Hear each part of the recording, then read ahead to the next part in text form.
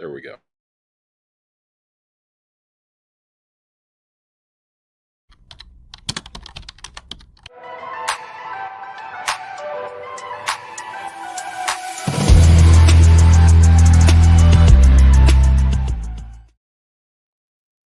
Welcome to Bums in the Bleacher, the All-Star edition. We've got the All-Star break this week. I am your co-host, Dram Daddy, alongside my optimistic partner, Mike Damn Brasmaster right. Poznowski, which, it's pretty funny. I want to actually say something about the optimism from your part. I actually saw some interesting stuff going around Cubs Twitter over the last couple of weeks. A lot of people really kind of bashing Cubs fans for their Oh, really? pessimism. Yeah, I think like some of the series, especially like a tough June that they had that was right about 500, and even just kind of losing series to like the Twins, losing series. Who else did they lose a series to prior to that? The The Mariners Mariners, right? split one in St. Louis. Yeah, Oh yeah. so I mean, there's definitely some tough series that they've had, but I've definitely seen some pessimism going around and like some panic from Cubs fans, which we'll get to. But I wanted to say that if you're looking for optimism, this is the podcast for you because Mike will Oh keep really? Mike is going to keep that optimistic boat floating, and I might have some good things to say on this cast. So Okay. Okay. yeah. I like where this is heading. I would think we'd be coming on here with the Cubs only having a 1-game lead going in the All-Star break that, we'd be possibly ready to hit the panic button, but I'm liking this energy from you. Okay. I have some reasons for optimism, and I'll share that later on in the cast as we kind of get there. So, Okay. Cubs fans, who are looking for a positive, podcast, and tired of the negativity, I think this is the cast for you, and I think this is going to be a good week. So, All right. but before we start talking Cubs baseball, we have the All-Star Game festivities starting tonight, kicking off with the Home Run Derby that's about to commence at 7 p.m. Central Time. So right about an hour from now. Before we kind of jump into, like I said, Cubs talk, would love to hear your favorite. Who's your favorite for winning the Home Run Derby tonight? I mean, it's not often you get the guy who's actually leading the league in home runs right now in the Derby, and Cal Raleigh is in it. But you don't have Aaron Judge. You don't have, who would it be in the National League? Couldn't be Seiya, could it? Otani. Or Could Otani. be Yeah, that. Otani. Seiya could be up there. Okay, and Otani probably would never do it, especially as No. he's on his way back to going back to pitching full time. The guy that I really like tonight is the first name scrolling across right here. I really like James Wood of the Nationals. Ooh.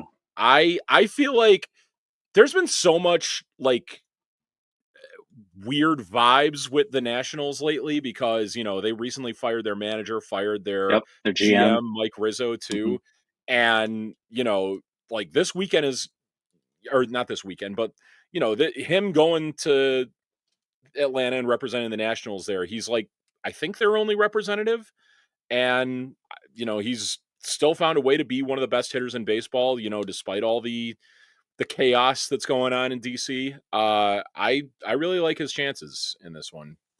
Okay. Man, it's going to be hard to bet against Big Dumper. To be honest with you, I True. feel Yep. like I'm going to take the easy money. I'm going to go with Cal Raleigh. But my dark horse tonight is O'Neill Missile Cruz. I think Okay. that could be an interesting dude to kind of keep an eye on for tonight. I think Byron Buxton I know is going to be in there, and he's got some pretty good power. But he also I don't know if you caught it. He got injured in one of the Cubs games, during that series, and I'm kind of surprised that considering his injury history, that he's actually going to continue to participate. After I think he got hit by a pitch in Game 1 of that series, if I'm not mistaken. So, Yeah, game 2 it was. Buxton did hmm, on the hand, and I remember there being rumors floating around that like would he back out after that, and I was yeah, somewhat hoping that like maybe they'd invite like Seiya or Bush to be in it, but also there's also some risk in that too. I mean, yeah. looking at the players Keep who are Say out of it. Keep Say I as far away from the home run derby as you possibly can. I'm sorry, love Saya, but it would be that nice to oblique. see. It would be like a guilty pleasure of mine, but I'm with you Yeah, on that, especially like on a year where he's having like kind of a career a year at this career point. year.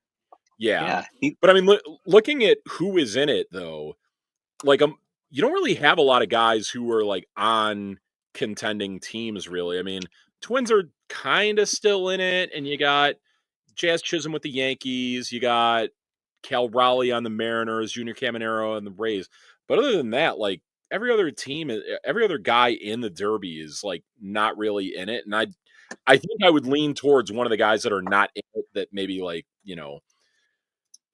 their second half of the season maybe won't be as meaningful as some of the rest of these guys like, Caminero or Jazz Chisholm would be. yeah. I'm pulling up the home run leaders this year so far. So you've got Cal Raleigh, who's he's already at 38 home runs, which I mean, Up, John. unbelievable. Not only unbelievable for a player, but for a catcher. I mean, it's really impressive. 38 home runs, Yeah. 82 ribbies already for Cal Raleigh. It's rare that a catcher does that for a full season, let alone before the All-Star break. Correct. Yeah. Right. And also leading the league at this point, and you've got Aaron Right. Judge, Otani, Eugenio Suarez, obviously up there with 31 home runs, which, he'd look really nice in a Cub uniform. I'd Right. be a big fan if they were able to trade for him and shore up third base there. Kyle Schwarber, again, bowing out, hasn't really done it since that battle with Bryce Harper back in, what was that, 2017, 2018? 18 sounds right. Where Bryce Harper's dad was cheating to beat him. Yeah, I remember Yeah, right. that. And then look at that, Pete Crow Armstrong, number 6 in Major League Baseball with 25 home runs. See, if he was in the Derby, that would be the Cub I'd be the most scared about because like he feels like the one who would Yeah, like go max effort swinging out of his ass on it. a 100%. But would say I think it's the oblique injury history that would just That's steer true. clear of it. I don't need that guy swinging hard like during downtime. We're gonna get to it. Obviously, probably a little upset that was we feel snubbed from the All Star game, but I'm also okay with him getting a little bit of a break considering. So you're going to go with, you said you're going to go with James Wood. I'm going to go with, I'm going to take the safe bet. I'm going to go with Cal. So, Okay. all right. There we go. All right. Let's talk some Cubs baseball, right? And that's what we're here for. We obviously have been a little bit all over the place with our scheduling. And, I'll take full responsibility. My work schedule's just been incredibly hectic with all the travel in the last couple months. So, apologize to Mike and all of our listeners, obviously, for not being consistent with our shows, but Hey, we're here listen, today. we'll get to it later in the show. Maybe some other things you should apologize for, as far as where you wind up in your travels. Yeah, But no, it's totally understandable. We all got our own, busy work lives. So yeah. Let's start with the homestand, right? Since we last spoke, they had 3 against the Guardians, which you predicted that they would sweep the series. I said they would win 2 out of 3 because baseball is baseball. You were right, my friend. They took care of business against Cleveland. I take great pride in that because especially that last game, it was supposed to be a different starter for the Guardians, and that was the one Yeah, who got caught for the for gambling. yeah, something It was regarding a gambling, gambling. man. Yeah, exactly. Did you see the story though? Like what it was? I not. So Oh yeah, that he was throwing pitches like intentionally outside the zone, and there were people bets. like Yeah, right people were connected to him betting that like first pitch would be a ball. Right. Jeez. yeah. We'll get to that. We'll explain He what that means here. So Tony, he can come to games as long as I'm there with him because him and I that's true. We're yeah undefeated. We're we're undefeated undefeated. together. But I'll also share some, I'll share some other facts later on.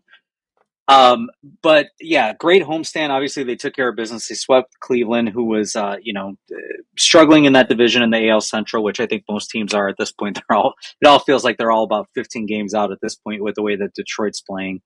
Um, and then, they stay at home. They played 2 out of 3 against the Cardinals. Yep. But before we talk about Cardinals, any game that stuck out to you? I know you mentioned the last game We saw, we kind of talked about it. We were chatting. We were saying that they threw a left-hander, which they were originally supposed to face a right-hander. The Cubs have been pretty rough against Right. left-handers. It became a bullpen game, which resulted in seeing multiple lefties in that game. Hence the one-run victory Right. there, the Yeah. solo run there. But any other game that like stood out to you between those games? I mean, it just felt like a very ho hum, I guess series against Cleveland. They just kind of took care of business. I'm kind of there with you. I went on Tuesday night. It was a pretty fun game actually. Seiya went deep. Yep. Matthew Boyd had another quality start. Chef Boyd-R-Dee, if Unreal. you will. Yep, he's a quality start machine at this point. This Wednesday game, I believe that was Shota starting, and he was actually a little rough. That was his second It start was, off yeah, the IL. At one point, I think he gave up home runs on back-to-back pitches to yeah. like two Cleveland hitters that don't hit lefties all that well, but wound Nope. up settling down. And Palencia came in for the save in the ninth, and he's been super reliable in that role. And Yeah, then this David one, Fry. It was David Fry and Lane Thomas were the two that hit home that's runs. right. And I go if ahead. anyone's listening and saying who are they, exactly. Yeah, exactly. I did wind up looking it up going into that series because I Cleveland was one of the worst hitting teams in baseball against left-handed pitchers going into it, and we had Boyd and Shota pitching the first two games. I mean, those two Yeah, felt like locks to me going into them. yeah. Lane Thomas, I want to say, came into that game with like a 35 WRC plus against left-handed pitching. For those who don't know, that basically means he's 65% below league average against left-handed pitching, and he wound up taking Shota Imanaga deep, but wound up getting a win there. And then Yep. that Thursday game, that may have been like Cade Horton's best start as a Cub so far. 7 shutout innings, like worked his way out of some jams, looked super dominant. Offense struggled a bit, but they wound up surviving the 10th. They understood the assignment in the bottom of the 10th. Nico Horner was on second. Michael Busch got him Yep. over. Matt Shaw drove him in for the game-winning run, and Yep. we'll take it at that point. Yeah, absolutely. And then, so great series against Cleveland, and then you go on to face your division foes. The team I think that if you're a true Cubs fan, the team that you probably loathe, just as much as you do the Packers or you know some equivalent, the Detroit Red Wings or whatever Right. Any main any opponent. NBA team that LeBron James is playing on, yeah. Very true. Right. But what a wonderful way to spend the 4th of July. I mean, Yeah. I sat outside, I smoked some, a couple cigars, I had Nice. some drinks, some cocktails, I was grilling and got to see some fireworks before it even got dark that night. Cause I mean, that was a Yeah. game that the Cubs made some pretty historic, marks on their history as an organization. They hit 8 home runs in that game. Yeah. That was an incredible game. One that like I'm gonna look back on and say to myself, like, I wish I could have been there for that game. Cause like that, I mean, obviously an 11-3, it's a blowout. It's not really all that competitive, Yep. but like,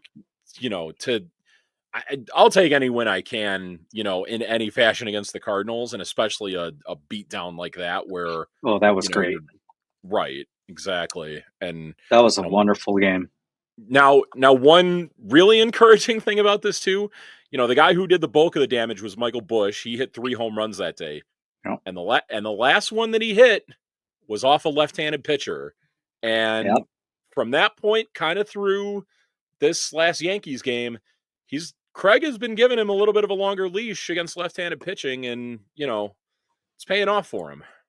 Absolutely. And I mean, we've been barking up that tree for, I mean, the better half of the season of giving Michael Busch some more opportunities against left-handers, because we saw the numbers and they weren't great against lefties, but they also were really incredibly small sample size. I mean, it was like, I think below 40 plate appearances this year against lefties. So it's like, you can't expect a guy to hit lefties better if you're not giving him the opportunities. And I think that Craig has Exactly. been very thoughtful about which lefties he's starting him against or which lefties he's That's a good letting him point. go against. But you know what, though? Let the guy play. That guy is showing you that he is a ball player, man. This is the second year now where he's proven that he can be a very productive player and give you some power from the left side of the plate, and he's done so pretty consistently. And like you said, starting with that Cardinals game, you started to see him actually, whether it was home runs, he was making hard contact, even his outs were loud, and he was making solid contact, squaring up lefties. So that was a good sign of things I think to come for the rest of the season. I'm hoping he continues to play that way. He had three in that game. Pete Crow, I think, did he hit two in that game? I Yep, think he had he had two. two. Saya had one. It was Carson Seiya, Kelly Carson Kelly, and Dansby Swanson each at and one. Dansby. Yeah. Yep. What about Dansby Swanson, man? I mean, he's been pretty rough to watch all year, but if your number seven hitters, got about 16 home runs on the year so far, I think it says a lot about your lineup. It says a lot about your lineup. Just please keep him at 7, please, because his numbers with runners in scoring position aren't pretty. But when you Buck hit him lower in 38. the lineup, he's been okay. So Yeah. you It's know, going to run a buck 30 with runners in scoring position, which Christ, that's telling you he needs to seventh or lower. But what do we yeah, know? Anyway, what a game! I mean, that was like we said, a historic game. 8 home runs against the St. Louis Cardinals, and also what I really loved is that it was off Mikolas. And oh God, yeah, if any Cubs fans remember, this was the guy that threw at Ian Happ yep. the day after Ian Happ accidentally hit Wilson Contreras on a backswing. I want to say it was the same at bat. It was the same day, like maybe even on the next pitch. I know what you're talking about. It Was it? was I thought it was the next game. no. So you know what happened in the next game? That was the night that Talkman had the catch to rob the Oh, walk-off you're home right. run. You're Yep. right. You're right. So yeah, Yeah. that was God, that was so annoying because I mean you see Ian Happ took a backswing, hit Wilson Contreras in the head, which clearly not intentional. They were Right. teammates, they were friends. Ian Happ Yeah. instantly stopped what he was doing, went over, they hugged it out, and Yeah. then Mikolas throws one pitch inside, barely misses Happ, and then the pitch right after that beams him in the backside, and gets tossed. Rightfully so, gets tossed. And what was hilarious is you had the St. Louis Cardinals announcers Yep. asking if it was a joke that he got tossed, and it's like, you got to be kidding me! The guy Right. threw at him twice after it was well known that this was also a payback pitch that didn't even need to be a payback pitch because there was no payback needed. Um, Exactly. so yeah, so against Meekless, that was it felt even better. So I'll take that. Then they go on and they lose the next game 6-8, and that was Yeah. a little bit of a rough game with your boy in the back end of the bullpen. Good old Yeah. Brad Keller. This has been that was kind of the start of a little bit of a rough patch so far for Brad Keller at this point, who Mm-hmm. had been probably my favorite bullpen pitcher on the Cubs so far this year. But yeah, gave up a kind of a backbreaking home run in the 8th, and Cardinals never looked back from there. It's a shame because the Cubs offense once again was pretty damn good. Like Yeah, they were good. they wound up taking the lead on a hit in like the 6th or 7th where Nico drove Yep. in 2 runs too. So kind of a heartbreaking loss there. But then we get to Sunday and pure domination once All again. Cubs. Yeah, All all Cubs. Cubs. That was one I was out in the left field bleachers for, and that was a hell of a time. Yeah, I saw you were out there. Yep. I get it. It's crazy. I haven't been to Wrigley at all this year. I've been to 3 Cubs games so far this year, and none of them have been at Wrigley. So I got to get back to Wrigley. There you go. Okay. All right, Well, that let's explains talk about that. the road games. All right, so Yes. Mike wanted to pose the question: am I cursed? So may I approach the bench, Your Honor, and plead my case? Sure, very, very, very much so. But I'll just say this to start off. It was did you see both of the losses, or were you just there for the middle game? I was there for both. Okay. And did you see the win? I was not there for that. You were not there for the win. I mean, it felt like You texted me the picture you did of you sitting in the outfield, and like instantly the Twins got a run like right after that. So I mean, golly. But state Okay. your case on why you're not cursed. All right. So first of all, the question being posed if I'm cursed or not is because I've been to three Cubs games this year, all three against AL Central opponents, and all of them have been on the road. I have seen. Oh, Please hold tell me on. you're not going to any of the games against the White Sox. I'm not. Okay. Um, at least that's the plan so far. But so I went to it was the game three of the Detroit series earlier this year. Cade Horton went. They ended up losing that game 4-0. Yep. So at that point, I saw 0 runs from the best offense in baseball.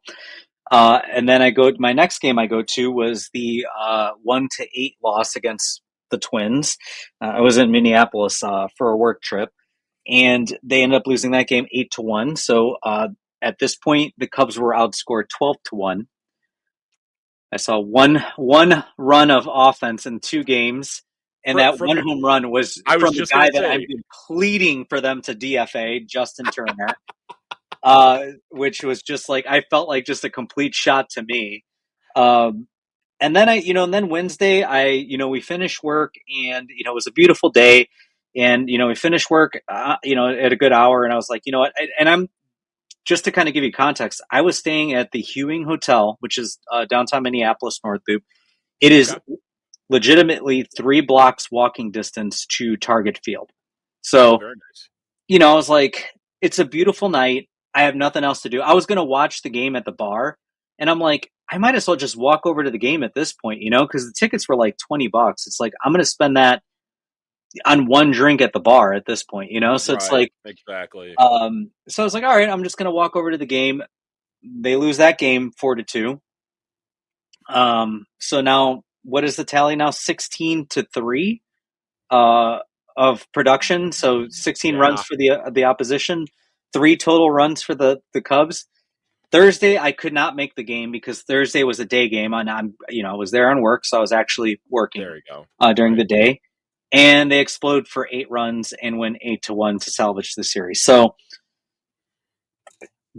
I'm setting it up right. Yes. 3 game losses, whatever. I also want to mention that this is the third Twins game that I've been to against the NL Central. So last Oh. year I went to Minnesota, and I was there on work, and they were playing the Brewers. And Carlos Correa hit a walk-off home run in the bottom of the ninth against the Brewers to win the game. Okay. So my argument is maybe I am just good luck for the Twins against NL Central teams when I'm there. There you go. You're That's you my are argument. you are the AL Central's good luck charm against NL Central teams, which means, like I said, we need to keep you far away from Rate Field in a couple weeks when the Cubs play the White Sox there. Yes, and correct. 7-9. I wasn't intending to go. I literally bought the tickets like 10 minutes before game time. So there was no preparation. I don't think that there was any precursor or kind of like anything that like I didn't put bad juju out into the world like saying, oh, I'm going to go to Tuesday and Wednesday's game, and then that got spread out. So. Um, but listen, I've also been to plenty of Cubs wins too, and I've been to plenty of Okay. Cubs wins on the road. So, I lived in Pittsburgh for 5 years. I would go as far to say that the Cubs had like an True. 800 record against the Pirates while I lived there. So, and And those were against some good Pirates teams I back was then just gonna too. say some good Pirates teams too. Yeah. So Yeah. So, I don't think Baloney wants us to really doesn't want me to go to any Sox games anytime soon, because all I'm going to do is just continue to shit on the bums for not joining our show in Cubs gear. So, there you go. um, Exactly. yeah, I'll make it real public at Comiskey. What I'll do is I'll clip that segment where they took the bet, and I'll blow it up on some big screen or something. We'll go in on like one of those planes with the banners flying over. Yeah, exactly. Yeah, Yeah. Baloney and HBIC. Oh, bums in the bleacher still. There we Um, go. Yeah, so Perfect. that was a tough series. I mean, they lost 2 out of 3 against Yeah. Twins team that I felt was very beatable. They gave up, a few home runs, especially in that first game of the series, to guys that are not traditional home run hitters. Um, and again, just pretty rough bullpen. Porter Hodge got blown up in one of those games, and immediately went to the DL after that Tuesday game. And they were, I think, at that point they were still losing 4-0. I think at that point, I think it was like the eighth inning, and then It I was want to say Minnesota imploded or I just think it was exploded, I should say. it might have only been like 2-0 going into the ninth, and then or going into the eighth. Hodge gives up all those runs, and then you have John Birdie come in for his second relief appearance of the year, which we got that. We forgot to mention that on for the Friday Cardinals game, which actually kind of helped because Yeah. he did help kind of save the bullpen for what would be a bullpen game the next day. So, but Yeah. All right. So, any other takes from the Twin Series that you want to go through? I mean, because I honestly I was there for two of them, and I couldn't yeah, get out of Minneapolis quick enough. And I mean, I was texting you at both games. I was ready to just walk off the ledge in both those games. it was a series that I I mean, obviously, you see the Twins record, they were kind of out of it, and you kind of feel pretty good going into it, and you have the blessing of avoiding, Joe Ryan and Pablo Lopez and some of their better pitchers, but Yeah. um, yeah, it was a tough one. I will say for the last game, I went and looked this up. So Colin Ray started that game, and he's been a little bit shaky this year, but the thing I kind of uncovered about Colin Ray is he's kind of been, if anything, he's been a stopper for the Cubs this year so far. Oh, is my video going out again? Hold Yep. on. Video. Yeah. Still got your audio, but yeah, video's going in now. But Here, yeah, I mean, I'll just Colin go Ray through was the very connected good. one. Yeah, Yeah. Colin Ray was very good. I went and looked it up. In his starts this year that came after the Cubs lost a game in the previous game, the Cubs are 7-0. He himself is 4-0, and he's got Wow. an ERA that's like maybe like in the 2.8s, like 2.88, I Wow. want to say. Okay. So yeah, he has been not always the most consistent pitcher, but he's there when you need him. Yeah, and I think I want to say that the Cubs are one of two teams remaining this year that have not been swept in a 3-game series. Right. Yeah, only time was 2-game series in Japan. Yep, and that was the very first series of the Right. year. So, Against the frickin' defending champs. Go so figure. Yeah. let's say this: they have not been swept in America at all this year. So, how I, about that? well, I was gonna say, you're potentially gonna go see them in Toronto. You know, Mm, they maybe that continues, but you being cursed, with AL teams against the Cubs. we're going to put it to the test, so we'll see. Right, exactly. I'll look at the pitching matchups before I get tickets. So maybe I'll try There to we get go. like an Imanaga game where it feels a little bit more, Right. you Yeah, know. get in there for an Imanaga or a Boyd start if you can. Yeah, there you go. So then they travel to New York. Uh, First game of the series, a little tough, just a little tough. Pretty tough. That was the Cody Bellinger revenge game, It was, yeah. Yikes. which I also want to continue to. I want to mention because I said at the beginning of the year they traded him for a bag of baseballs. It was a complete salary dump, which I think you and I argued about a little bit.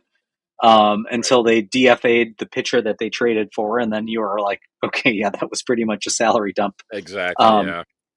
Man, he made them pay though. I mean, he hit 3 home runs, which I think he could have hit 4 in that game. Correct? Yes, Kyle Kyle Tucker robbed Tucker. him of another one. That is correct. Yeah, so Kyle Tucker robbed him. He would have had 4 home runs in that game. Um, yeah, and you Yankees know were what? The stealing Yankees, signs. they probably were because I don't know if you saw that they were doing it against was it Seattle? I think it was a Yeah. Oh, series yes. against. I heard about that they caught like one of the Seattle pitchers like tipping his pitches. Yeah, and then there was also one of the Yankees runners on second who was like waving. He was doing waves, letting the team like batter know, like seeing seeing the guy's grip in the glove, and he was waving like Really? what was coming. Yeah, it was a thing. Which completely legal. It is Right. part of baseball. That's fine. Stealing signs is part of baseball. You have to do better at hiding. Exactly. Which is really funny because I actually saw somebody make a really idiotic comment, like on I think it was like Instagram, where it was like, they were showing the game where the Yankees were, caught stealing signs from the pitcher's grip in the glove, and they were waving over to the batter what was coming, and Yankees just teed off on the guy. Somebody wrote like, "How is this any different than the Houston Astros?" Very different. Very completely Completely different. different. You kidding Very, me? very different. I'm like, Anything that involves an electronic device, you're going over yeah, the line with. Like, same with yeah, wasn't there something with, like, the Red Sox, like, wearing Apple Watches when they would be, yeah, yep, in the play yeah. yeah. Like, It's anything it's like one of those. that, that's going Yeah, it's like one of those comments where it's like, tell me you don't know about ball without telling me you don't know about ball, because it's exactly. base sign stealing has been part of the game since it started, right? I think that's always been part of the game, and Right. there is like a bit of cleverness that has to come into that, and it's just part of the game, and that's where the opposing team has to do better at either one. If you're a pitcher, you're hiding the grip in your glove better. Two, that's obviously the introduction of the comm, the pitch comm was part of it Right. to, because, you could see signs, from the catcher. They stopped doing that. So, baseball is Exactly. going to continue to evolve in ways that's going to help you prevent from trying to steal signs, but it's always going to be part of the game. Now, the technology is the part where, to your point, like, if you're watching on, TV cameras pointed directly to the pitcher's glove and then using trash cans to, bellow out what pitch is coming, I mean, that's Exactly. totally different. So, but anyway, yeah, I mean, the Yankees very may well have been stealing signs in that game. That was an absolute, thrashing of the Cubs. Um, I didn't even, I watched maybe a few innings, and I actually went to go see Superman that night because I was like, I'm out. Yeah. You made a good choice by not being too invested in that. And, I mean, look, that was a bullpen game for the Cubs. That was one that, like, Chris Right. Flexen went, like, 2 and a third, and then you had, Hmm. I don't even know, Caleb Thielbar and Jordan Wicks come on and didn't really didn't really do much to stop the bleeding at that point. I guess the disappointing thing is, like, they didn't really do anything on offense at one of the At more all. hitter-friendly parks in MLB, but, that didn't last long. They would get some runs on the board the next 2 games. Yeah. And I mean, it literally was all Cody Bellinger. I mean, it was Right. a 2-run home run in the third. It was a 2 home run in the fifth, and then it was a 2-run home run in the eighth. So he provided Yep. about 6 of the 10 runs for the Yankees, if I'm not mistaken. Yeah, Yeah. 6 RBIs, 3 home runs, and then also old Chicago friend.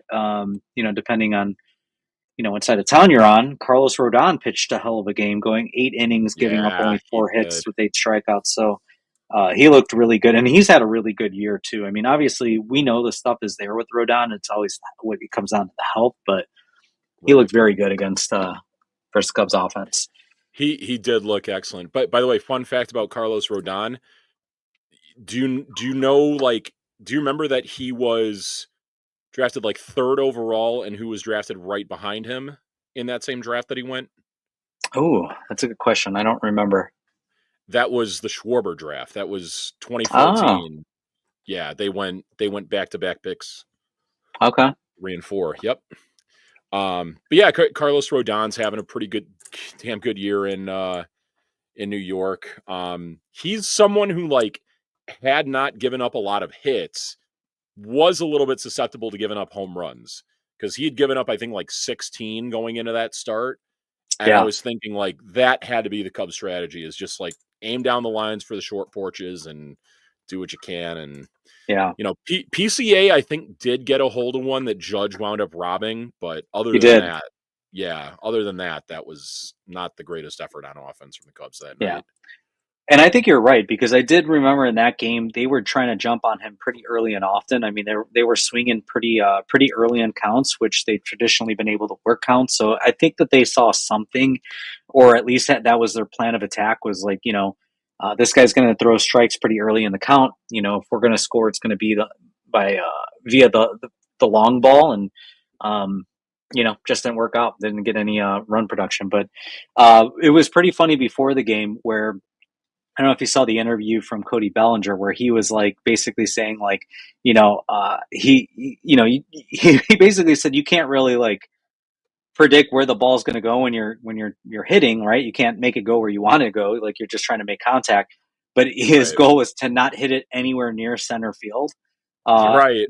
because Pete Crow would just basically gobble everything up. And I was making a joke to my wife. I was like, 2/3 of the world is covered by water.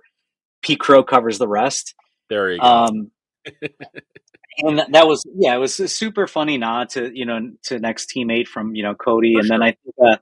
think Aaron Judge robbed Cody Bellinger in the game. And then I don't know if you saw it later on in the series, Pete Crow made a really nice catch against the wall, robbing him from extra bases. And Judge kind Yes. of laughed it off walking back, just kind of tipped the cap, laughing, having Right. fun. So I thought that was pretty cool. I mean, those are the things in baseball Yeah. you gotta love. It's just big Uh, kids. yeah, a moment of like the established, arguably best hitter in baseball, you know, him and the next up and coming star, like, kind of, I wouldn't say coming to blows with each other, but like, having a moment where like their actions kind of affected each other directly. And, Yeah, it's pretty cool to see. And, potentially could have that tomorrow night in the All-Star game as well, too. yeah, Um, and hopefully maybe teammates in 2026 with the uh, World Baseball Classic coming up. oh, okay. Okay. I thought you were Team going a different USA. direction, but No, no, okay. no, no, no. Yeah, no. Judge ain't coming here. Pete ain't going nowhere until like 2030 at least. I, But I'm just saying, yeah. Team USA. Okay. Okay. I like the sound of that. Yeah. You think Pete? Pretty good. I wonder if I was wondering too. Like, is Pete going to make that roster? Because I feel like he's at this point, considering the year that he's had. He's been the That's a best guy that, center yeah, fielder in baseball this year. So, I mean, I would have to think like back to previous years who it would have been, but you know, yeah, yeah, he's right there up. He's right up there. And I know, the manager of Team USA is former Cub Mark DeRosa, who, if you ever watch him on MLB Network, oh, like he he like glazes lives and over him. exactly. Yeah, he is a big Pete Crow fan. Um, Exactly. Yep. and that, yeah, that's a really great point. So will be interesting to see. Would love to see Pete Crow on that, but uh, anyway, continuing the series against the Yankees, they ended up taking two out of the next three. And one of the big things that we noticed here was there was a bit of a lineup shakeup, and Yeah. we're posing the question: does Craig Counsell listen to the bums in the bleacher broadcast? I feel like we've been bitching about this for a long time about a couple things that got shown in the lineup shakeup that we're talking about. One, we've Right. been talking about Michael Bush against lefties. Two, we've been talking about moving Dansby further down in the lineup, burying him, regardless if it's a righty or lefty pitching. He just needs to be down there. And then we Right. saw Michael Bush leading off in a game He did, and hit a leadoff home run on Sunday. on pitch number Kind of, 2 of the game. yeah, kind of shades of Joe Madden leading off Anthony Rizzo every now and then during that time. Yeah. That's a great comparison. I actually love that comparison. That's it, you know, it, and that I think that's where it's like I love, like, trust me, I love analytics. I think we can, you and I can dive into analytics all day every day, right? We look at Oh, Fangraphs, absolutely. we look at Baseball Reference, we talk about WAR. I mean, hell, you were just talking about WRC earlier, today, right? So we love Yep. the numbers, but I do think that there still has to be some feel for the game, right? And riding the hot hand, and taking the gambles on some of those things where it's like Michael Bush has been an incredibly productive, beyond productive player over the last month. He's hitting well above 370 over the last month. As His on as base, I want to say going into the All-Star break, he has like the fourth highest WRC plus of any like qualified hitter in baseball. Like it's yeah, been and I mean, incredible with and him. Yeah. we'll get to the All Star stuff too. But I mean, his numbers have been either equivalent or above the All Star starter at first baseman Freddie Freeman. So, um, Michael Bush has been really hot, and I love that that Craig actually rode the hot hand. One, he's kept him in lineups facing lefties. Um, I think there was even a point that I could be wrong, but I felt like Michael Bush may have had like a day off or something, and then he put him in the lineup later in the game, even knowing that he was going to face a lefty, and he ended up getting a base hit. So Yes. was that game two? I think that was game two of that series. Um, Yeah, that sounds right. There was one game in there where Turner started at first, and I that does sound right. I'm going to pull it up because I think it was the 5-2 win. And that was the the Matthew Boyd game, which he completely dominated that game. Went Yep. eight. Matthew Boyd, before I find the Michael Bush numbers, Matthew Boyd went 8 innings, and I think he only had like 80 something pitches too. Probably could have gone the ninth, Yeah, and I was kind of I hoping was he rooting would have for it. gone, but yeah. Yep. Yes, Justin Turner did start that game. He was 0 for 1 with the walk, so he had 2 plate appearances, and then was swapped out for Michael Bush. So Bush actually didn't get a hit in that game, but he did face a lefty, which even though he didn't get a hit, it was good to see Craig still throw him out there to face lefties, which For we've sure. been pining for. Um, but yeah, great to see some of the lineup changes, and then obviously we're talking about Chef Boyd-R-Dee, which is the title of our episode for very good reason. Matthew Boyd is cooking. I He mean, really is. he got the nod for the All-Star game tomorrow, which, if you haven't heard, he's not going to be pitching in the game. Yeah. He just pitched on Sunday, so it would be on very short rest. And I think, we've talked about it heavily that this is the first year since, I think, what was it, 2021, where he's pitched a full year. Yes, Or that's right. Yep. will have pitched a full year. So I think Well, yeah, they're being keep very your fingers thoughtful. crossed. It's not complete yet, but so far so Right. good. Yeah. But they're being very thoughtful about the innings pitched, for Matthew Boyd, especially coming down the stretch. And I know that when they come out of the All Star break, they were talking about moving him to the back end of the rotation as like their fifth starter to give him an extra skip through the rotation to give him more rest and allow him to reset. So, Well, which I like. I think that could be beneficial. I want to say too, one other thing that does is it puts him in line to pitch against the Brewers in the upcoming Yeah, series in Milwaukee too. So good strategy by correct. Craig there. But yeah, Boyd has been amazing. He's been a quality start machine. To me, he has been like the ideal pitcher for this Cubs team because I know you like your strikeout guys and you're Yeah, not the biggest fan of guys who like pitch to contact and everything like that, but he has done an amazing job of keeping the ball on the ground. When he does induce fly balls, they're typically pop-ups. Um, you know, he has done a fantastic job of like just not getting hit hard and not really getting into much trouble as far as like, you know, uh, guys having other opposing teams having like rallies against him.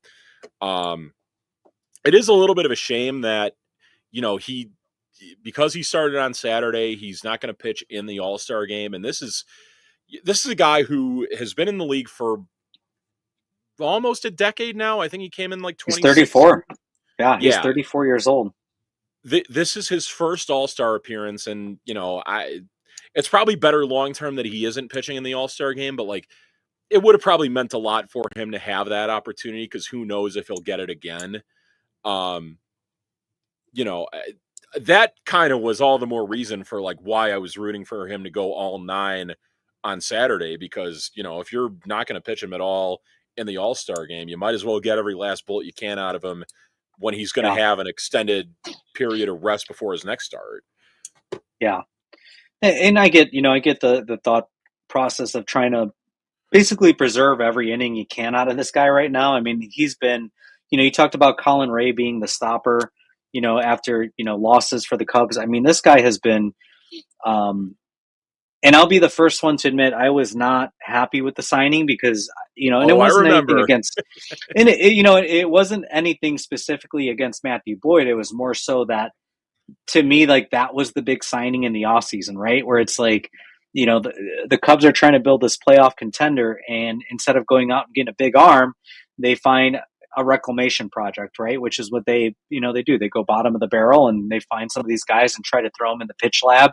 And Matthew Boyd was one of those candidates, and so far so good. I mean, he's 19 games, 19 starts, 2.34 ERA, and God, I mean, even the underlying numbers are really good. I mean, his WHIP is at 317, so I mean, his FIP, I should say. So I mean, even just fielding independent, he still has a really amazing ERA. So I was just saying how Matthew Boyd's peripherals are still very very good.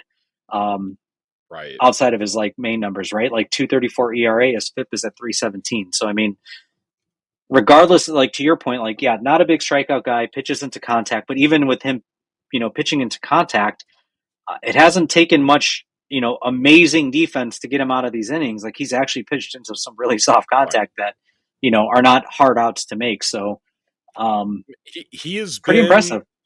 he has been the guy who has like done the best job of keeping the ball in the ballpark for the Cubs, which like, obviously you want a little bit higher standard than that, but other guys have had trouble with that too, whether it be Tyone or Ben Brown this year. And like, you're going to run into that with Shota every now and then because he is a fly ball pitcher, and when the wind's blowing out, that'll happen.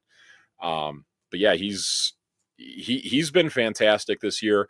Fun fact, by the way, so he at the end of this start, what's he at now? A 236 ERA or 234. 234. 234. So Yep. so at the end of this start, he actually finished third in the National League in ERA at the end of that start. And then later that night, Zach Wheeler, who was right ahead of him in second place, had kind of a bad start where he gave up like 4 runs in 5 innings, and through no real control of his own, Matthew Boyd is now second in the National League in ERA, only behind Paul Skeens. That's okay. That is something that is like a comment that I never would have put on my, had on my bingo card at the beginning of the year, especially when he signed that. We're talking, halfway point of the year or beyond, like All-Star break, and Matthew Boyd would be battling Paul Skeens for the ERA title in the National League. Yeah. Absolutely wild. But yeah, I mean, he's been absolutely amazing. But, speaking of, the All-Star game, we obviously had some thoughts here. We had Matthew Boyd, you had PCA, you had Kyle Tucker, respectively, making the All Star game here. Let's talk some snubs, and again, like it's going to be pretty hard for us to not come off like homers here, because we're rooting for our boys here. But I was I really shocked Yep. to not see Seiya Suzuki. Bush, I think you can make a really strong argument, but I get that he's maybe not like a complete household name yet enough to really kind of. But I think Seiya, having the year that he's had, RBI leader in the National League, tied for 6th in home runs in all of baseball, that to me was the biggest snub. I mean, what do you think of like the Cubs snubbery, if you will? I mean, I would kind of lean more towards Bush being the bigger snub, but obviously, like Okay. both of Yeah. them are solid cases to be that way. Seiya, like you know, he is at this point the third best DH in the National League behind Kyle Schwarber and Shohei Ohtani. Um, I, I I guess I get it with him not making it, but also like, how do you not have the NL leader in RBI there? I mean, I guess the people voting are like kind of into this like new age thing where RBIs aren't really an important stat to them anymore. They're runs, creating runs. Like, if you are the best run producer in Major League Baseball, you should be a freaking all star. And I don't care like if he doesn't have as high of a OBP or OPS as or Ohtani do. Like, he's doing his damn job at the plate, and he's, you know, it's been with a lot of home runs too. Like, we pulled up the home run leaders earlier. He's right there with the top guys in the National League at this point. He's right there with Ohtani.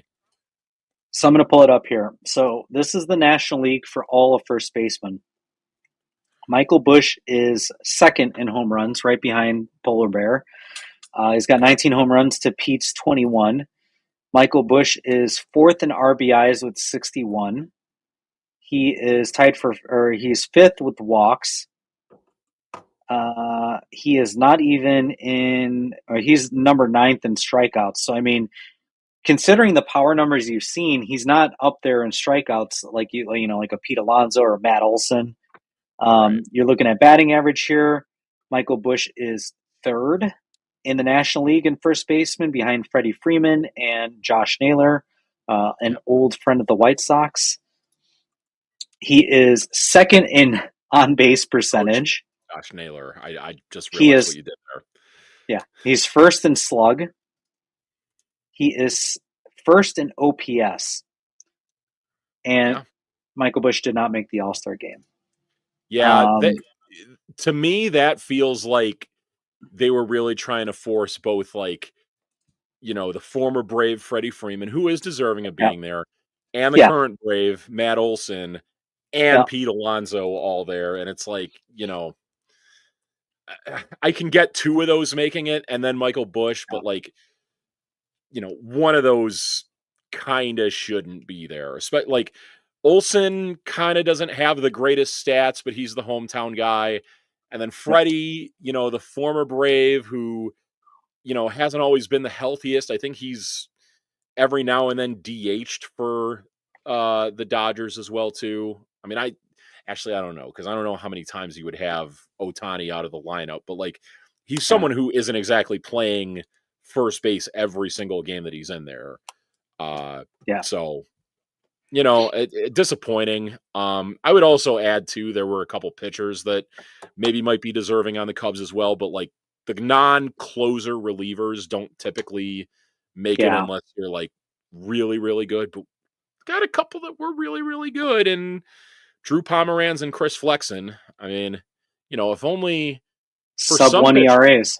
yeah, for some pitchers, all you need is 25 innings to get in there, and that's right around the innings total that they had.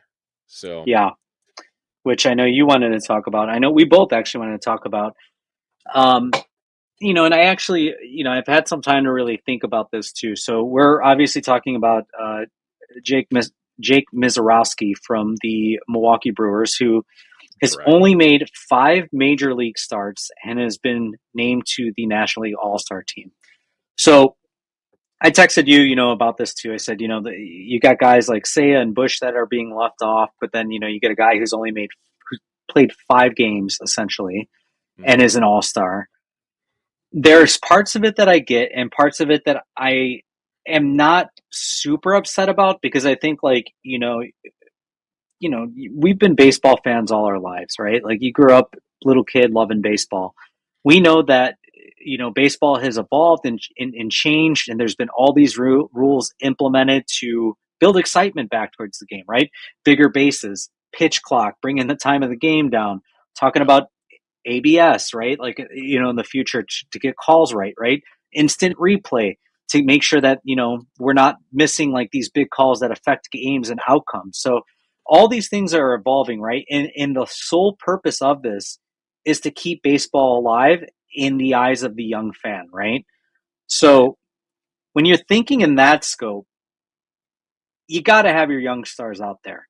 Your Paul Skeens, Right. your Tarek Skubals, your Pete Crow Armstrongs, your Ronald Acuna's, right? Like, I mean, just think about back to the 90s, right? Like, God, those All Star games were like, Oh it was man. like gods, right? Like gladiators. Yeah. You'd had Sammy, Ken Griffey Jr., Barry Right. Bonds, Mark McGuire, Cal Ripken, Alex Yeah. Rodriguez, Jeter. Larry You had all Walker. these big names, Yeah. right? Yep. You had all these big games. And like, I would be hard pressed to ask you, or maybe not you, but like the average fan, like, hey, can you name the 5 biggest names in baseball right now? Right. And you probably get Otani. Yeah. You'd probably get Aaron Judge. And then after that, Someone the might guess average like Mike fan, Trout, maybe. Yeah. right? And Mike Trout, I mean, when's the last time Mike Trout has been Mike Trout? Exactly. It's been a So couple years. the average fan probably couldn't name you the five Not biggest once. stars in baseball right now. Tony puts a good name out. It's probably a pretty common one. especially What after was the spending a name? couple years in Soto. Soto. Uh, yeah, and Acuna maybe, but like Atlanta's not the biggest market. Yeah, We're I'm talking saying like the average yeah, fan, like the exactly not the the diehards or the guys that like just literally envelop all the numbers that we possibly can, right? Like for sure, for I'm sure. talking about like the fan that like just a kid, right? Just asking a random kid who's your favorite Joey baseball player, B. right? And you're Yep. going to hear Otani, you're going to hear Aaron Judge, and then after that, I think it's hard. But it's like back in the '90s, you had all these big, exciting names, right? So I think it's good that you have guys like Mizorowski pitching because he is what you will probably see as one of the faces in baseball for the next decade. I mean, the Milwaukee's hoping, right, that that's going to be a face of Yeah. baseball because he's been pretty dominant in his 5 starts that he's outside of the game against the Mets. He's Right. been Yeah. pretty dominant, um, Yeah. but then And there's the other side. 5 starts. It's not a lot. It's not a lot exactly. to show that you are the creme de la creme. But I don't know if you saw this too, but apparently there were other guys that were invited to the All Star game before him that turned it down. Right. So I think what was it? Yeah. Suarez from the Phillies turned it down. Robert Suarez. Um, I know the name that like everyone kind of has been putting out there that like has not been reached out to has been Christopher Sanchez of the Phillies, who's had a really good year. But yeah, there have been multiple other guys. I think Wheeler. Want to say Kodai Senga possibly decided to skip out on it. yeah. Yeah. So I get it. I mean, it doesn't make me the most mad knowing that now. Um, but I still think that there are other guys that, to your point, like you've got some from fringe relievers, like, like Pomerantz or Chris Flexen, who have actually pitched throughout the entire year. And I think, Pomerantz Right. barely gave up his first run in mid July. His first run of the Yeah. year was given up in mid Yeah. The July. And also, it one was against an the inherited Cardinals. run. Yeah. And it was an inherited run that was given up, on his behalf. Right. So, um, yeah, I don't know. I mean, I go back and forth. I think there's definitely some value in having your young studs out there in the eyes. And somebody, I think I heard it on the radio this morning. It's like the whole Caitlin Clark situation, right? Like it's drawing eyes to the game, right? Right or wrong, That's true. whether That's you true. love or hate it, it's drawing eyes to the game, and that's what baseball needs, right? Yeah, it is what baseball needs. I will throw this little kind of tinfoil hat theory at you. Rowski is there. So right after the All-Star break, it's Dave Roberts who made that selection, the Dodgers manager. Right after the All-Star break, Ah, they play the they play the Brewers Dodgers, at yeah. Dodger Stadium. And Uh if huh. Mizorowski goes maybe, inning, maybe 2 innings, Two. he doesn't pitch in that series against the All right, Dodgers. So some that gamesmanship there. I love it. and honestly, like call it gamesmanship if you want. I do think that maybe did also play a factor. Not as much, but like did maybe play a factor as to why Matthew Boyd got picked as an all-star. Because Matthew Boyd had 2 quality starts against the Dodgers, both in April. And Yeah, I do wonder if Roberts, obviously you got to have the stats to you be there remember? too. Yeah, Yeah. But I do wonder how much Roberts, factored in like, who were the toughest pitchers that he faced this season, directly. yeah, that's a good point. Yep. Well, speaking of the Brewers, we're at this point in the year where we are scoreboard watching. Yeah. Are the Brewers for real? And I'm going to throw this up here. The Brewers in June went 16-9, and they started off July a scorching 9-3. Yep. Are the Brewers for real? For real, Mike? Are they for real? I mean,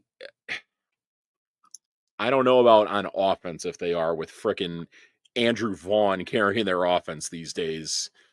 God, I can't believe the hot streak that guy's on right now after getting, shipped off from the White Sox. I'm not Uh, surprised. Remember Jake Berger last year with Miami? yeah, good point. He went And on a tear. It's like as soon as you get out of that maybe a change of scenery does switch things up for them, but like, they like their lineup doesn't have that many guys that scare me really. Like, Yelich isn't an MVP level hitter, but like still has his He's moments. a good hitter. Yeah. Yeah, it's still good. Caleb Durbin's a nice player. They got Sal Frelick, who is pretty slappy. So is Bryce Terang too. There's not really a lot of power in that lineup that scares me. But what does scare me about the Brewers is their pitching, and like not just They're top Mizorowski, three. They're but top they, three. well, and they also just got Brandon Woodruff back Yep. after all the And Freddie time he had missed Peralta. from Tommy John. Yep, Freddie Peralta too. And I think for Freddie Peralta's, this is like his walk year too. So, he has every incentive to go out there and ball. Yeah, it's their pitching that really scares me a lot. Yep. I do wonder if they can continue to win these somewhat close games. The games, it feels like this current Brewers team is the type of team, like it's only been 1 year of Pat Murphy, but it was the type of team that you would come to expect when Craig Counsell was managing them, that like Yeah. would not put up a lot of runs, but would beat you with a combination of pitching and defense, and like maybe not Finally have hitting and starters that go super deep into games, but like have they just throw arms at you, and they all find a way to get you out. yeah. And whoever made the schedule for this year, I mean, you could look at it as a positive or a negative, but there's 8 games remaining for the Cubs and Brewers to run out the Yep. year. There's going to be a 5-game series that they have at home. One of those games is actually a weather delay postponement that is going to be part of a doubleheader that you were I at. had to that game, and I'm going to be going to that game. Yep. So that's a doubleheader that's going to be happening. I think the doubleheader, I want to say, starts off the series, if I'm not mistaken. Yeah, because it's on a Monday. Yep. So yeah, so you've got two. You have a doubleheader, and then you've got 3 more following that. That was part of a 4-game series originally. That's going to be insane. And then you've got 3 in Milwaukee at the end of the month in a couple weeks here. So you've got, I think it's a Monday, Tuesday, Wednesday game in Milwaukee. So you've got 8 games against the Brewers left. I think the Brewers, I think they're for real for a couple reasons. I mean, this is consistently who the Brewers have been. I agree that the offense is probably not, it's definitely not their strength, but their pitching is really, really good. And I think we know pitching, that pitching and defense wins you championships, right? Exactly. We saw it with the 2016 Cubs, right? And I think people remember that offense, but you have to remember they had the best starter ERA in baseball that year. They had historically the best defense ever that year. Yes, I was just going to bring it up. Like one of the greatest defenses like in MLB history. Right. So, and that's where I think Milwaukee has continued to lean into as they build out their rosters and have done a good job. And whether it's Craig or Pat Murphy, they've gotten great production or they've gotten the most out of their team and out of their roster every single year. So I don't think that they were going anywhere. I didn't think that they were out of the race even when they were out of the race. I thought St. Louis was more of a pretender than a contender than Milwaukee was. I'm in agreement with you there. So, but I will say this. I think that, especially if the Cubs go out and they get at least 1 more starting pitching, which I think we've heard that they're trying to get at least 2 more. This is where I said I was going to be optimistic. Okay. We have the offense to go toe-to-toe with them. So, yeah. I don't think that they're going anywhere, but I also don't think that the Cubs are going anywhere. I think that the Cubs are who they are. They have a really good lineup, a really good offense. I mean, when you look at the lineup up and down, you've got 25 home runs from Pete Crow Armstrong, 25 from Seiya Suzuki. You got 19 from Michael Busch. You have 16 from Dansby Swanson. I don't even know where Ian Happ is at right now, but I still like think 12 that he or 13, I think. Yeah. He traditionally gets hot in July and August. This is true. And traditionally does do very well against the NL Central teams. Hasn't really done it all that much this year. A couple of hits against the Pirates, but look for him to get hot there too. Yeah, and he's been a consistent 25 home run hitter every year. So I mean, you're still going to get some production out of him. Like back of the baseball card always reigns true, right? You're going to get what you're going to get. So exactly. I do think that the Cubs offense is, built to sustain this kind of battle, and they can find different ways to score, and I think that's where they're going to benefit at the rest of this year too, because they don't need to. I mean, when I was looking at it too, I think it was like the month of July, or even just the end of June or whatever. It was like 60% of the runs scored were on home runs. The Mm, whole beginning of the year was like 40%. So they can score in a bunch of different ways. right. And then they beat you on the base paths too. So Yeah, they exactly. make a They're couple trades. I'm not panicked yet. I do think that it's going to be a battle, and it's not going to be. They're not going to run away with it like Detroit is right now. I don't think right. we're gonna get so lucky to see that. But I do think that there's a lot of cause for optimism here with this team, and I'm actually pretty excited for what this team is. Yeah, I am too. It's unfortunate because like the Cubs record right now is what 57-39. Mm-hmm. They're 18 games over 500, which I want to say is like the high water mark for games over 500 for them at this point, and yet Yep, you it know is. only one game ahead of the freaking Brewers, which is Yep. unbelievable. Because like if they had that record in either of the last 2 years where they were pretty competitive, either well, maybe not so much last year, at least not at the All-Star break last year. But if they had those records, like if they Mm-hmm. were 18 over at the break in either of those last 2 years, they would have been in first place by like a very healthy margin, a much healthier Yep. one than they are now. And I want to say that they have either the same or almost identical records to the 2016 team at this point in by the All Star break. Sounds about right. You got to So they remember were too pretty close. the 2016 team was kind of like limping into the All-Star break at that point They because were. there was like a They 5 were. and 15 stretch. So like, you know, take that for what it's worth. It like, the a good stretch for this Cubs team is at the equivalent of where like the worst stretch of that Cubs team was.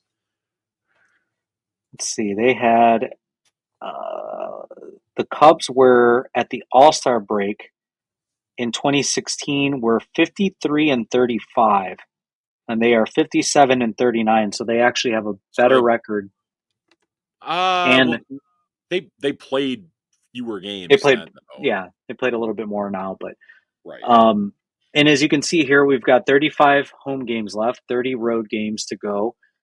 11 of those series are going to be teams with a plus 500 record, and 10 of those with teams a sub 500 record. So I know you said that they have one of the easiest schedules to round out the year. Yep. The home series include Boston, Kansas City, Baltimore, Cincinnati, Pittsburgh, Milwaukee, Atlanta, Washington, Tampa Bay, New York, and St. Louis, and then the Mets of New York and St. Louis Yep. to actually end the season. They have 3 against the Cardinals at home.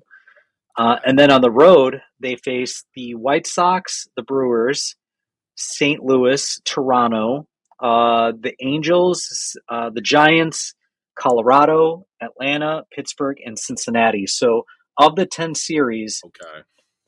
5 of those are against teams with winning records. So the majority of the teams that they face with winning records the rest of the year are actually going to be at home. They're going to be some home series. That'll be So nice. I so got some kind of tough road trips in the middle there with like going to Milwaukee, going to Toronto, going to San Francisco, but then you get some with Anaheim, Pittsburgh, Cincinnati. God, they need to like really capitalize once they get past that like Giants road trip, like hopefully they just take off and, yeah, run away with the division at that point. yeah, you got to beat up on Colorado. And I mean, if you remember last year, that Colorado series was Mm, really rough. And that was like, I think to me, that was a series that I'll remember as the reason why they probably didn't win the division. So um, it'll be right. interesting. It'll be interesting what they do this year. And I think they're a better team. They're better. They're constructed in a better way. And they also have in the second half, they've got Miguel Amaya coming back, which, I think Right. a lot of Cubs fans don't forget about Miguel Amaya now, because I know That's true. it's been easy to, because you've gotten production from, good old Pee Wee McGuire. Um, Pee Wee McGuire. Oh my God. That's um, and I then get you've got exactly where you're going with that. Yeah, and then you've got what do you call it? You've got Javier Assad who's going to be coming back after the All Star True. break, and that'll be a nice fresh arm out of the bullpen, hopefully to give him some right-handed either relief or maybe some spot starts here and there, so it gives you a little bit more depth from a starting Right. standpoint. I would Um, imagine he's probably the guy that would take over in the rotation whenever Cade Horton hits his innings limit at that point. You could know? be, yeah, Yeah, absolutely, could be. So I do think that Reese gets sent down. I mean, I think he does get probably. sent down, and it may be for a short period of time until like rosters expand in September. Um, and I don't know if he necessarily will opt out of his deal because I think he can opt out if he gets sent down and become a free agent to be an MLB, go back to the MLB. But I would be surprised if he opted out. The one saving grace for him, maybe though, and you might get really excited with this, Oh, the is infielders, the I abundance of shitty infielders that we I have. well, I was gonna say Miguel Amaya, if I remember right, did play a little bit of first in He did, yeah. 2024 and 2023. So maybe that's where you see Justin Turner go bye bye when he comes And that back. it may not be a bad idea too, just coming back from injury for a catcher to maybe ease him in with some first base starts too. Right. So Yeah, there you go. okay, Exactly. Especially after an I opening. like that. Yeah. Yep. Yeah, or you have him DH and then you carry three catchers, like Right. Brian's saying here. So I actually, I mean, you make a good point. I mean, I wouldn't send him down. I think that he probably would be the odd man because for whatever reason, they seem tied to Bruhan, Birdie, and Turner, and they must love the lack of production at third base that they're getting, but. God. Because Yeah, we cycled through I don't what, know, four third basemen this year, and none of them are. I mean, granted, a combined like 4 home runs. we got some high hopes for Matt Shaw, but I think it's three home runs from right. third base this year, right? Because I think Justin Turner has one now, and I think Matt Shaw has two. Sounds about right. And I don't think like Gage Workman or Nicky Lopez ever got one when they were here. Yeah, no, I doubt it. So Yeah. yeah, I think that's a combined 3 home runs that you're getting from third base. And remember last year when we were bitching about Christopher Morel's lack of production at third? Right. Man, we probably would be happy with having him at third again. Well, okay, to be fair, I think in Tampa these days he's playing the outfield pretty regularly. I don't think they Okay, have third anymore. all right, fair. All right, let's jump into player A, player B here because I know you had a couple for me. Yes. I'm gonna throw it. Got one this week for you. So Yeah, all right. So we got player A. For those who don't know, by the way, so got some first timers in here. Brian, thanks for tuning in. Um, we've been playing this game for almost the entire length of us being a podcast together. Pick two players. We put their stats out there. We basically choose which one you want to start, which one you want to bench. So, all blind. yep, all in the blind. We don't know who these players are. Well, I do, but John doesn't. I So do we got not. player A, who 400 plate appearances, slashing 268, 339 on base, a 510 slug, 849 OPS, 21 home runs, 68 RBI, 60 runs scored, has 43 extra base hits, has drawn 38 walks, struck out 72 times, has a weighted runs created plus of 137, and a Fangraphs WAR of 3.8. Then we got player B, who has 430 plate appearances, has hit 288, 363 on base, 491 slug, 854 OPS, 17 home runs, 61 RBI, 45 runs scored, 42 extra base hits, 46 walks drawn, 98 strikeouts, weighted runs created plus of 117, and has accumulated 2.3 Fangraphs wins above replacement. So, Okay. Now, are these two current players, or are they all time? Or we'll say all time. There's a little bit of a curveball I threw in with this. oh, okay. So is this like a 162 average? No, this is what these players have done in the first half. Okay, all right. Yeah. So, okay. I see that Tony thinks that player A is Otani, but I think we just covered that Otani had 30. What is it? 30 home runs or 25 Right. home runs? Yeah. Little 32. I think he has higher. 32. Yeah. Yep. So I don't think it's Otani. So player A, 268, 339, 21 home runs, 68 RBIs. Player B, man, has a better on base percentage, not as many home runs or RBIs, lower WAR, lower WRC plus. Okay,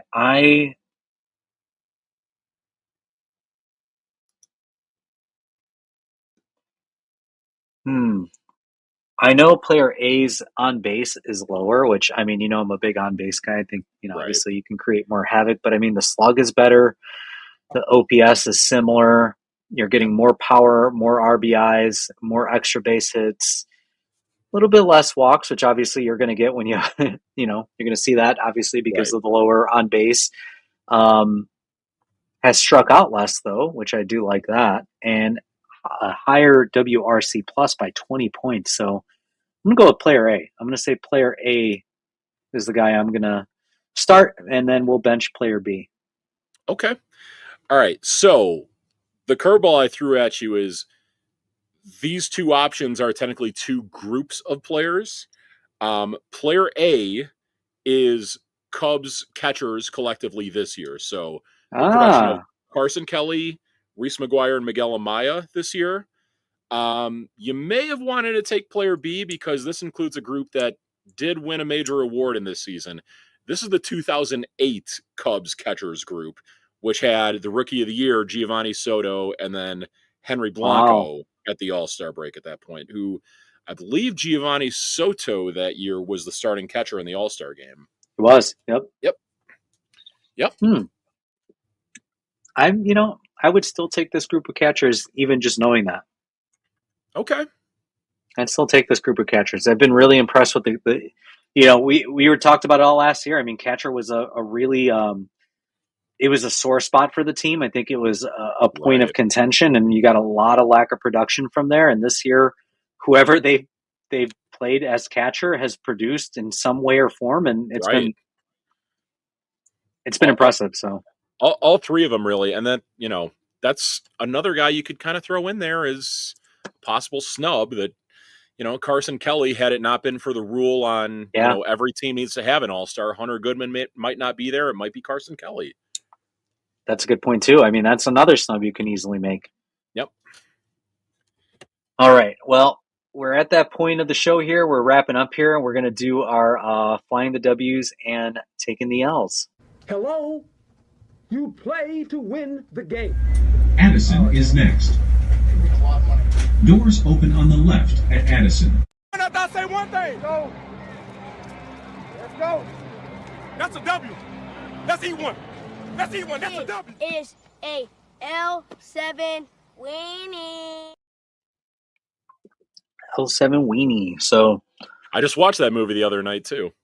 oh, it's a great movie. I mean, Yeah. it's one of the few movies I could legitimately watch every time it's on and never get tired of it.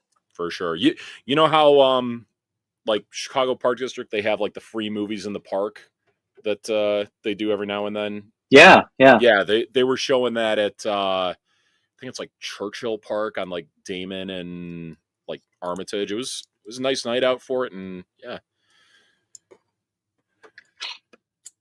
All right. I got a W. Okay. This happened obviously recently.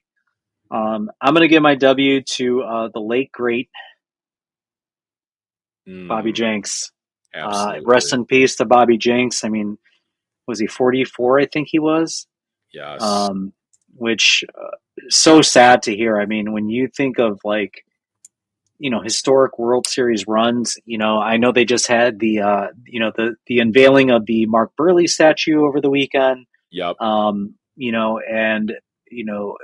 that ALCS is probably one of the greatest pitching performances that we will ever see in our lifetimes in a playoff series that we will never see again in our life.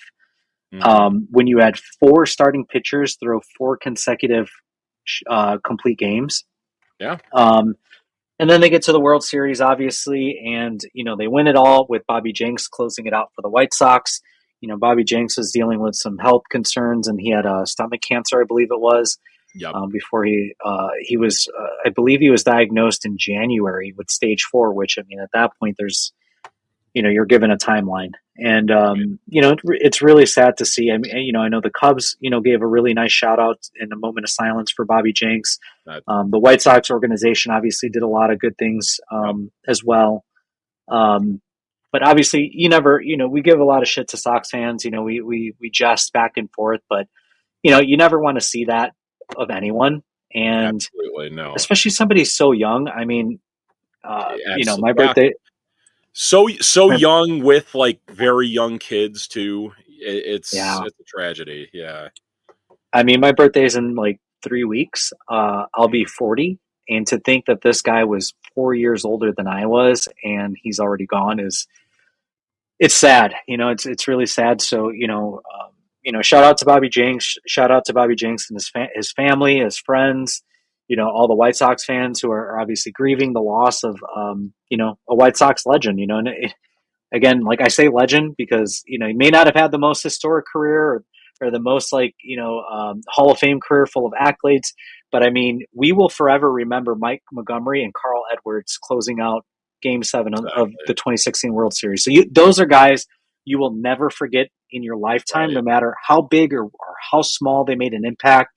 You're never going to forget the Jeff Blums. You're never going to forget, the Robert, the Ben Zobrist or the Albert Almora for taking the extra base. You're not going to forget those things. So, my W is going to go to Bobby Jenks. Hey, that's completely worthy. My W kind of ties in with that. You mentioned it, and I was there for the game when it happened. The Cubs went out of their way to have a moment of silence for him that, I'm not exactly sure that was something that like you would deem as like necessary for them to do because, it's a different team. He never played for the Cubs, but, recognizing a pretty well-known Chicago athlete who accomplished a lot here. And, W to the Cubs, I guess the marketing department or the game operations department for, going out of their way to do that when, you wouldn't necessarily think that would be a priority for them to do. So W to them for that. Awesome. Yeah. Got any other W's? Okay.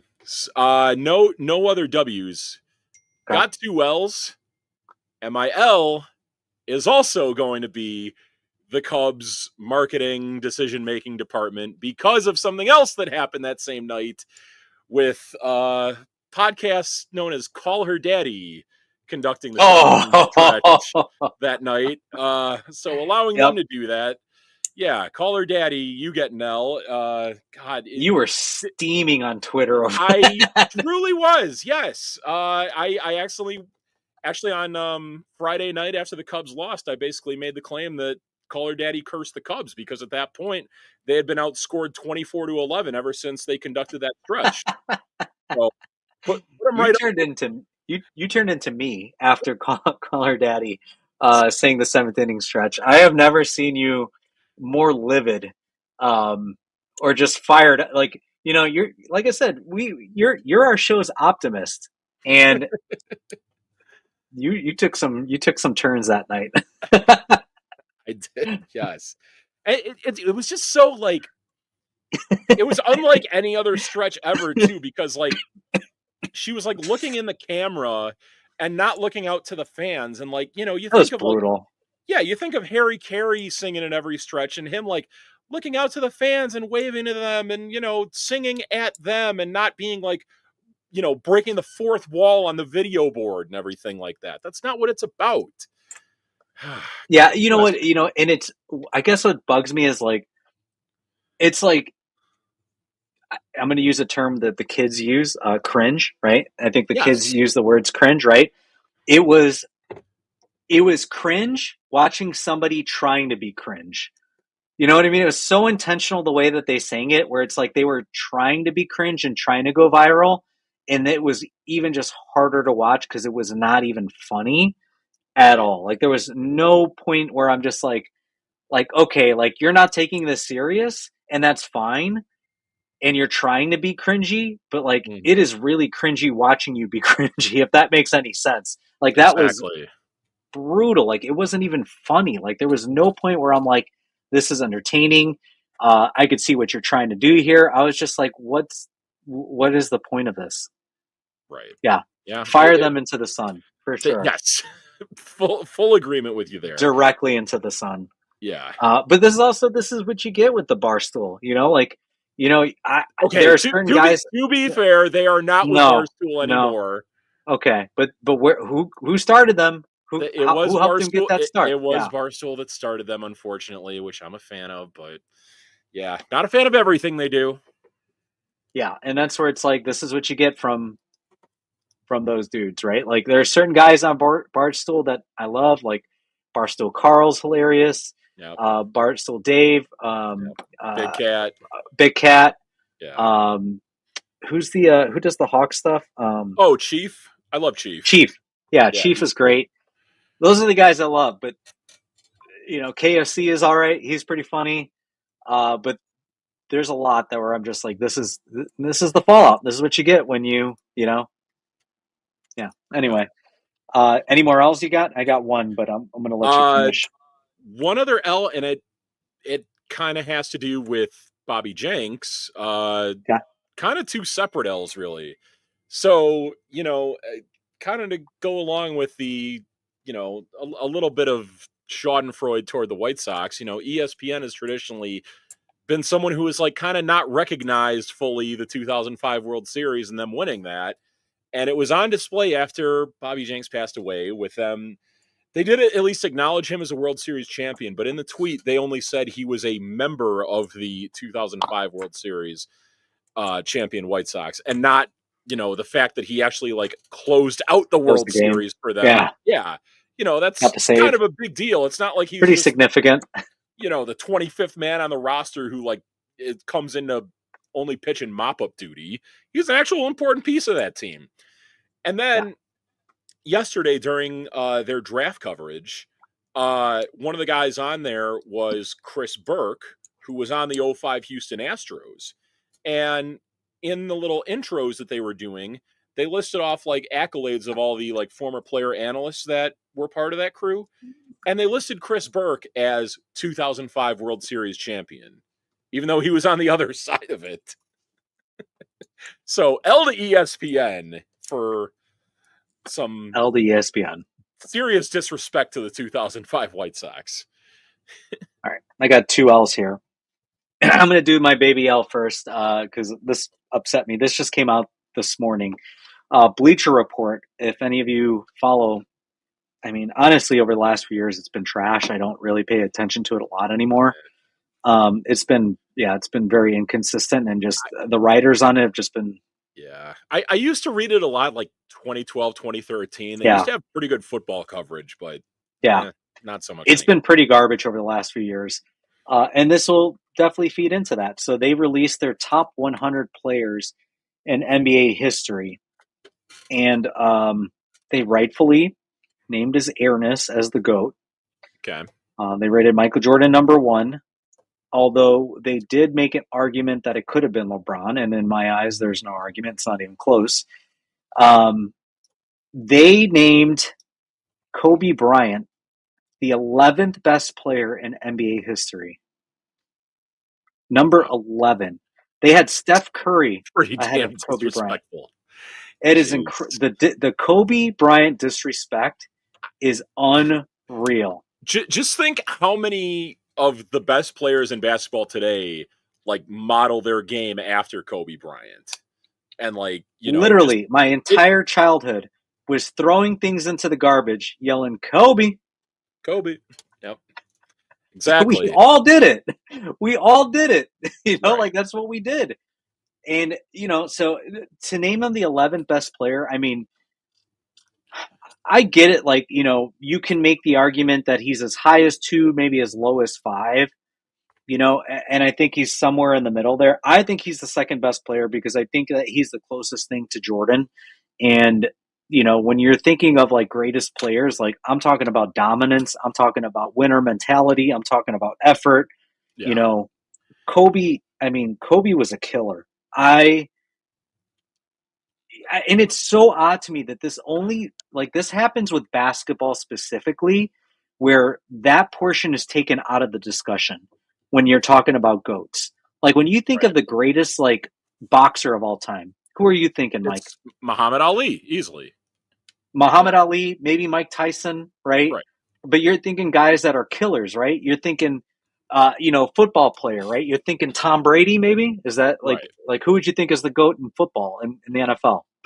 Football's tough because it's so like position specific. It's a team sport, yeah. Yeah. Well, maybe QB GOAT then. Yeah, QB GOAT. Yeah, it's got to be Brady. Absolutely. Brady, he's a winner, right? Right. Won 7 titles, out of 10, 10 Super Bowls that he's been in.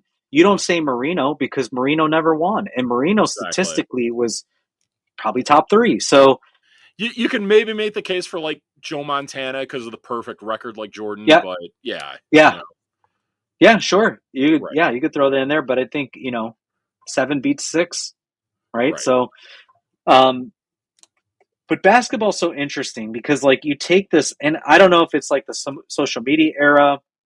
I don't know if it's like this generational, thing, that it's like these guys glaze over guys like LeBron who have like, we're celebrating participation trophies. That's what we're celebrating now. That's what you constitute as a GOAT. Like, I'm sorry, man. Like, I want my GOATs to be killers. I want them to be winners. They don't have to be the nicest guy. Jordan wasn't a nice guy. His teammates will tell you, not a nice guy. That's not what you root for him for. You root for him because he won, So, and for Kobe, he was the same way. He wasn't well loved, by every teammate, but he was damn well respected by them all. And he was damn well respected amongst the league. So to rate him 11th, that's an L. Yeah. Go ahead. Sorry. But I was just going to say quick L addition. I might have to add myself to this. I got the Derby on right now. The first matchup is James Wood and Brent Rooker. James Wood hit 14. Brent Rooker is currently at 14 right now, and he's still got his bonus swings to go. So I might be cooked with that James Wood pick. And then we have to hear that athletic announcer. James Rooker. Yes. Oh God, she's awful. Yeah. I'll give that. There you go. There's my third L right there. Her always. Oh yeah, L to the bums too for not wearing the Cubs gear yet. So there you I almost forgot. A tradition unlike any other. Put it on, bums. My last L goes to American Airlines. I was in Minneapolis, obviously last week for work, right? Already, pissed off from losing 2 out of 3 to the Twins. Thursday night, they got the big win. Thursday night I was supposed to fly home, and I was, just exhausted, man. Work travels. I'll say this for anybody who is, as old as I am, work travel seems really cool in your 20s. Right. Seems like it's a really fun thing to do, visit different cities, fly, to different places every week. I'm going to tell you, it is not that fun. I'm going to tell you right now, it's not that fun. But anyway, I digress. I was supposed to fly out Thursday night. I flew with American Airlines, which I usually never fly. I usually fly United or Delta when I fly out of Minneapolis. I have the least issues with them. I picked this flight because I was supposed to leave at 5:30 and get home at 6:30, which feels like a very reasonable time. Right. I still get home to see my daughter, kiss her goodnight before she goes to bed, all that, right? So I picked that flight. I get to the airport, or actually before I get to the airport, there is a 45-minute delay for the flight because there was a plane mechanical issue, which I found out later. They didn't tell us that earlier. So then I go in later to the airport. I get there. We're supposed to take off at 6:45, or 6:30, 6:45, something like that. And they delayed it further because there was really bad weather in Chicago on Thursday evening. If anyone recalls, there were some thunderstorms happening pretty much all through the night into the morning. They kept delaying the flight an hour here, an hour there, Finally, they're like, all right, we have a window. Let's board everybody up. Let's get out of here. Boarded everyone up quickly. Sat down for 5 minutes. They're like, oh, we just got some bad news. We're going to have to deplane because there's another delay and we don't know if we're going to have that window. Oh, Deplaned man. us all. Okay? Deplaned us all. Waited another hour and they're like, all right, we have another window. Let's try to get it in. Got us in there. We waited for 20 minutes on that plane and they're like, we have to deplane again. We're going to call it. It was already 11:30 at night at this point. So I had been delayed 6 hours. Oof. I had to book a hotel immediately because I knew they were going to sell out, which I found out later. There were Right. some people waiting 3 hours to book a hotel because they were all sold out. So I got lucky. I ended up booking a hotel, got an Uber back to the hotel, got to the hotel at 12:30. The flight that got rescheduled for the morning was set for 10:30. I woke up, got moved back to 11:30. So I'm like, Oh, all right, I'm still gonna get to the airport early because you know what? I don't want to take any chances. I could grab breakfast. I could figure this out and just wait it out, whatever. So I get there. I had to wait in line for an hour to check my bag, only to find out that the ticket, the label maker, whatever, was broken and they couldn't print up new tags. So they let me use my old one. Literally waited an hour to find that out when all I had to do was literally take my bag up and say, "Here, it's already tagged. Take it." But no, there was nobody. There was one person working. oh my God. Nobody was communicating shit. And also the night before, nobody was communicating shit at all, like throughout this whole process, right? So it was such a nightmare.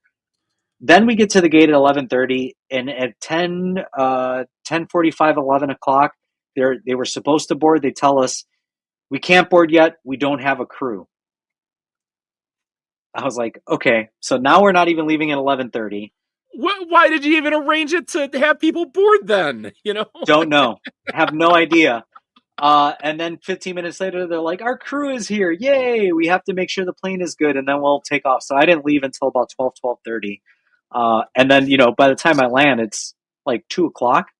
Yeah. And 2 o'clock around O'Hare, if you're familiar. Oh, it's hell. Not the best time Yeah. to be driving around O'Hare. Sheesh. So Should have called big me. L to Yeah. big L to well, I mean, I had my car at the airport. So Oh, okay. so huge L to American Airlines, just trash. And not only that, did not offer any vouchers for hotels or for a flight because they got delayed, because they said it was weather related. However, it was a mechanical issue that pushed us back 45 minutes to begin with. Had we not, we would have left on time. Right. And I would have been home on time. Trash. Okay, long story. Sorry. No worries. I would, I had a rant. I wouldn't normally advocate for this, but should probably go full Karen on him at this point because like you said, and it's only a short flight, so it's only like an hour flight. So I mean, if they had that mechanical issue figured out, you would have been solid. Yeah, horrible. All right, upcoming schedule prediction. So we've got the All-Star game. So let's do this. We already did our home run derby predictions. Let's do the NL AL prediction for the All-Star game tomorrow, and then we will do our Cubs prediction. So we've got Tarek Skubal starting for the American League and Paul Skeens starting for the National League. Yes. We've got they came out with the lineups earlier today. I'm pulling those up right now. Kyle Tucker's batting 7th and Pete Crow's batting 9th in the lineup. That's a little disrespectful to the Cubs, but you know what? That might keep them in a little longer, though. That, but also with Tarek Skubal starting, pushing your lefties down further. Good call. Might make more sense. So inning or two, yeah, good. Okay.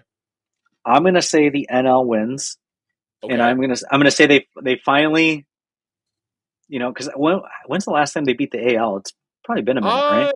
They did in 2022, I want to say. Okay, so I'm gonna say they break the streak.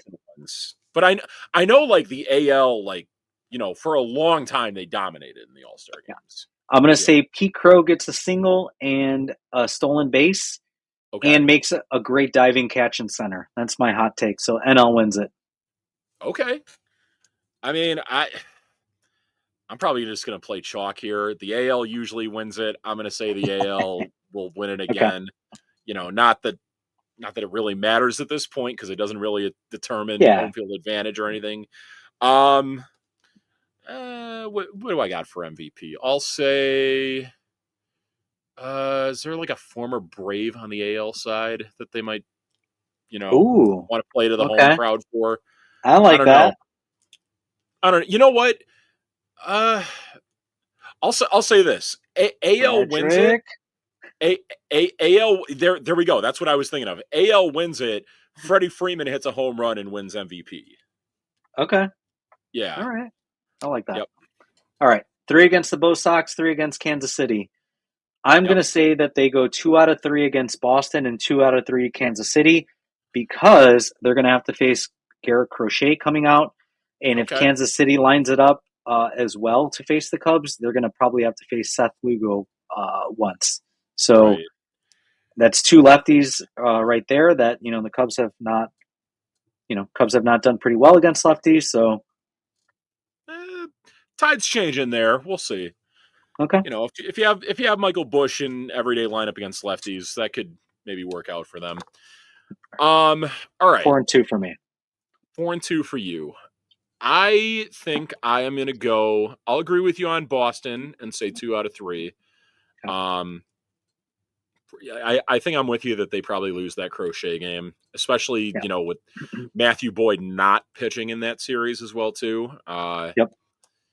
The one thing that I kind of wonder about is that when they bring up Ben Brown, because there is a little bit of a soft landing for him in that. I mean, maybe not so much anymore with the Red Sox being as hot as they are, but. Yeah. I saw on the schedule that like whoever starts that last game against Boston will have their next 2 starts come against like the Orioles and the White Sox. And I'm thinking if that's around the time that they call up Ben Brown, after he had struggled a little bit, maybe, that's how they line it up for him. But I'll stick with 2 out of 3 against the Red Sox. I think, there's no bad time for a 10-game winning streak, but this might be the worst time when like all your momentum just stops right at the All-Star break. Yeah. And Cubs have been a great team overall. They've been great at Wrigley. So I think they take 2 out of 3 against the Royals. I feel I'm feeling another sweep. I'm feeling another Cubs sweep. I know they're bordering that. I know their pitching is tough.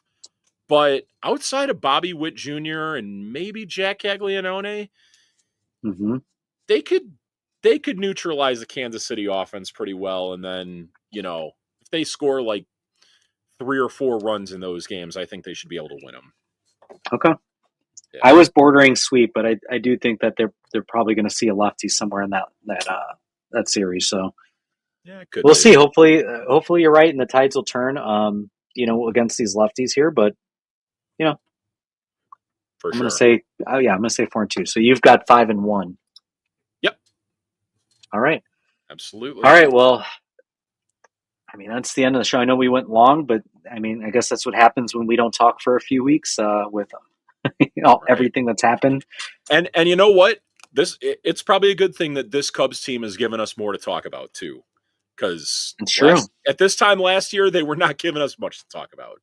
No. Other than I said, Shota making the All-Star team. Yeah, and like I said, no panic, Cubs fans. I think even if they end up going 4-2 or even splitting this 3-3 homestand, if they lose ground against Milwaukee and they get dethroned out of first, I'll be upset. I'm going to be the first to say I'll probably be swearing, and there's going to be a lot of pathetic comments and things like that. But I'm not truly panicked yet, so.